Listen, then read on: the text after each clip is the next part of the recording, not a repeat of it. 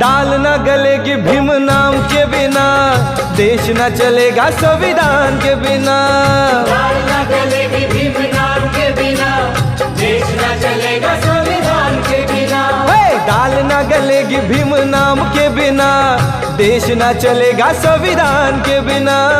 दाल न गलेगी भीम नाम के बिना, देश न चलेगा संविधान के बिना।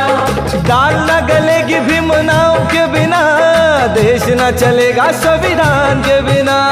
दाल न गलेगी भीम नाम के बिना, देश न चलेगा संविधान के बिना।